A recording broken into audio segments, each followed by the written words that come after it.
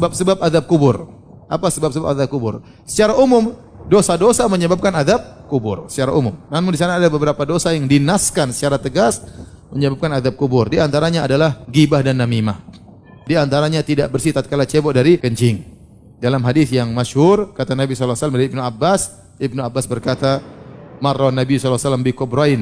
Nabi melewati dua kuburan.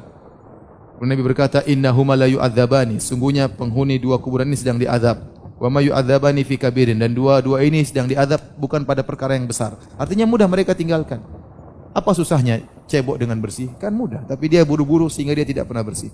Apa susahnya tidak gibah? Diam aja, kan selesai. Susah atau tidak gibah? Susah, senangnya gibah.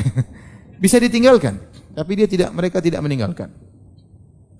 Kata Nabi, fa amma ahaduhuma fakana la yastatiru min bauli. Yang satu diadab karena tidak bersih dalam ceboknya, cebok buah air kencingnya.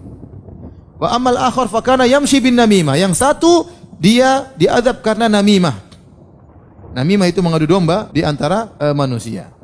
Al-Imam Al-Bukhari rahimahullahu taala membawakan hadis ini tentang orang diadab karena namimah dalam bab tentang adab kubur karena ghibah. Ya. Mereka Imam Bukhari memasukkan ghibah dalam sebab adab kubur. Kenapa?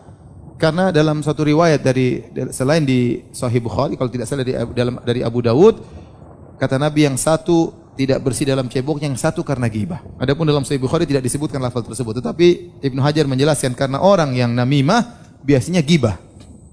Jadi namimah itu ghibah plus. Ya kan? Dia menceritakan kejelekan orang untuk mengadu domba dengan si A dan si B. Dia ke A, dia ceritakan kejelekan B. Dia ke B, dia ceritakan kejelekan apa? A. Ya ghibah berarti. Plus dia ingin mengadu domba. Sehingga orang yang melakukan namimah, dia pasti ghibah. Dia pasti ghibah. Oleh karena di antara perkara yang membuat orang bisa diazab dalam kubur adalah tidak bersih tatkala cebok dari kencingnya. Yang kedua karena ghibah. Yang ketiga karena namimah. Dan yang keempat di antaranya karena sombong tadi. Hadis Abu Hurairah, seorang berjalan bangga dengan rambutnya yang indah, dengan pakaian yang indah, kemudian ditenggelamkan dalam tanah sampai hari kiamat. Makanya hati-hati, jangan sombong. Kalau orang dengan pakaian saja bisa sombong, apalagi dengan mobilnya, apalagi dengan motornya. Sebab kesombongan banyak. Maka seorang bertakwa kepada Allah. Jangan sampai dia sombong, dan itu bisa menyebabkan dia diazab dalam alam barzakh.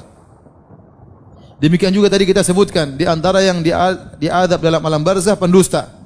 Dia dusta, satu dusta terser sampai tersebar ke penjuru dunia.